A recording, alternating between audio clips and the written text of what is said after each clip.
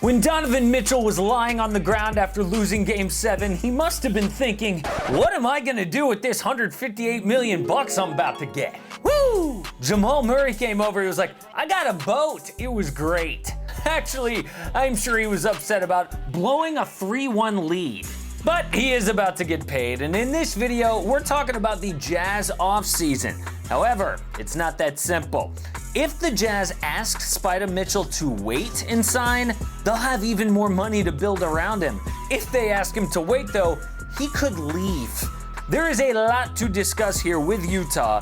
The biggest decision is what to do with their two superstars, but especially Mr. 57-piece himself. Hey, it's Casey. Welcome to AM Hoops. 5 videos per week, always dropping at 5 Eastern. In the playoffs, in the offseason, that is worth a subscribe. Today's video is brought to you by our Patreon subscribers, especially Grayson Gaddis, who is a pretty new subscriber. He came on immediately. He requested this Jazz offseason video, so as a member of Patreon, he can request a video and get a shout out. If you want to join our Patreon, the link is in the description. First, the offseason basics. Their cap space, $0, unless they renounce a lot of non-guaranteed players, which they won't do.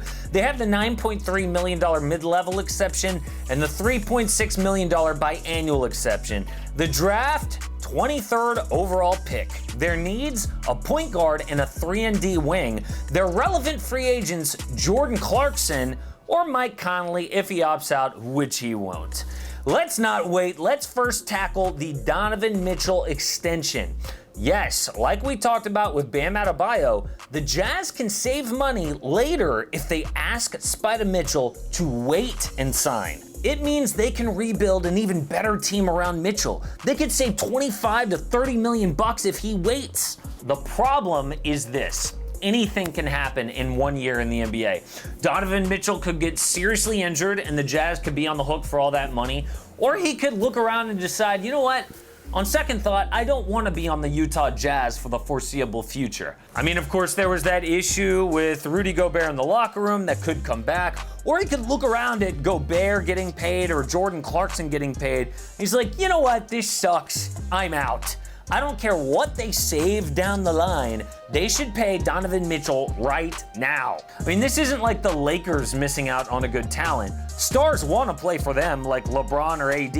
They need to give him that 5-year, $158 million extension on October 18th, the first day they can offer it. Mitchell was an all-star, had the 3rd highest scoring playoff game ever. 16 out of 17 ESPN experts picked the Nuggets to beat the Jazz in the first round. Utah came within 1 bucket because of Donovan Mitchell. Sign the man. Next up is the Rudy Gobert extension. And this one is not a sure thing either. Can you believe, because of his Defensive Player of the Year awards or being All-NBA, he could sign the biggest contract in NBA history? But just like Donovan Mitchell, this is an easy answer too. Don't give it to him. Look, I love Rudy Gobert. He is unique. It's impossible to find someone that good at rim protection who can also contribute somewhat offensively in the playoffs. But 5 years, $221 million? No way. Look, he is not the key to a title here. He's not like Kawhi Leonard or maybe Giannis Antetokounmpo. Instead, they should offer Gobert something like 5 years, $190 million. That still gives him about the 40 million bucks a year, which is elite. The 5 years, which gives him that security, but it still allows the Jazz to build around Donovan Mitchell and Rudy Gobert. And if I'm Gobert, I see no one else is gonna give me any more than that, so I take it. The next player on their priority list is Jordan Clarkson, who again is a free agent. People talk a lot of trash about Clarkson because he never saw a shot he didn't like, but you can't argue with his production as a Jazz man. The Jazz bench didn't suck offensively like it did before he got there. They won 23 of 34 games after the trade, and he was virtually tied for the 3rd most points in the playoffs for Utah. The Jazz can offer him more than any other team because of bird rights.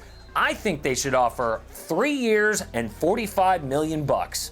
That gives him a little bit of a pay raise and takes him to 31 years old so he can still earn one last deal. Next up for the Jazz this offseason is the draft. And we already said their needs. 3-and-D wings, and a young point guard with Mike Conley being a free agent after next season. The Jazz are picking at 23, and in a shallow draft, they'll need to get lucky to find a real contributor. I think with that pick, they should take Zeke Naji, a 6'11" power forward / center from Arizona. This is not a sexy pick, I get it. But this dude could be a backup center or a solid wing with a good scoring touch. He's mobile, he could even blow by defenders off the dribble. This is not a star by any means, but that's not what this draft is about. If the Jazz could get a role player with the 23rd overall pick, it's a win, and Zeke is the pick. Now, trades and free agency, and here's the deal.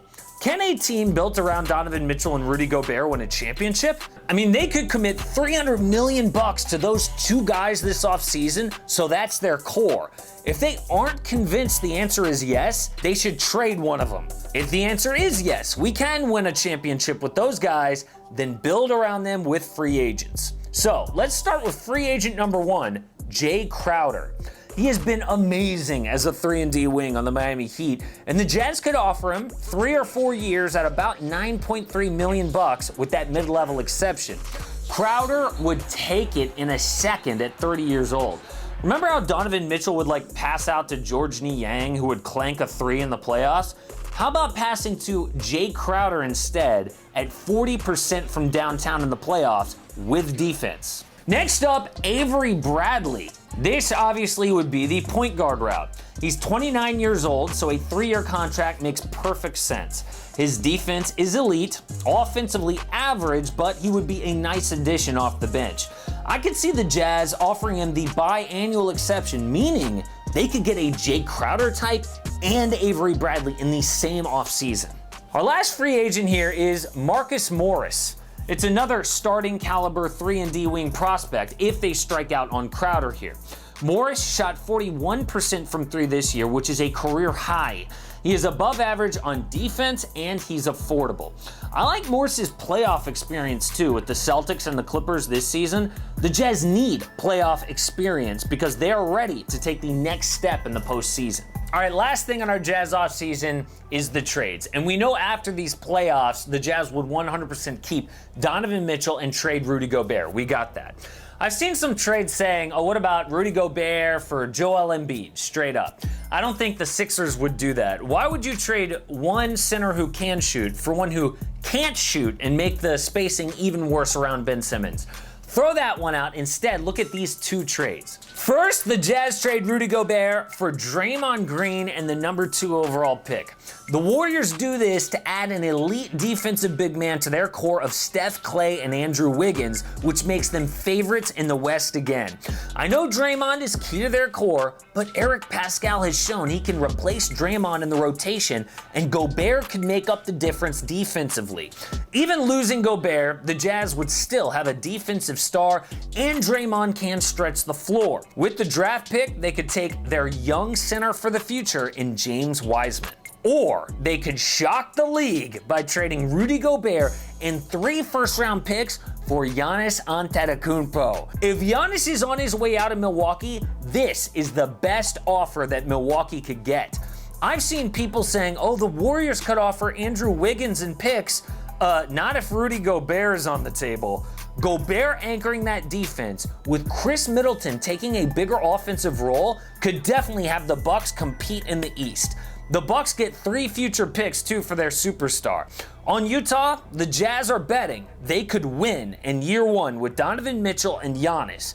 If they do, Giannis would re-sign and make a dynasty. If not, they just gambled away their future. But I think it's worth it. Now, those are fun to talk about, but really, I do think Rudy Gobert and Donovan Mitchell will be on this team going forward, which is a great thing. They are well-rounded, they are deep, they have Bojan Bogdanovic coming back. The Jazz have a great future, and Donovan Mitchell looks like a legit superstar going forward.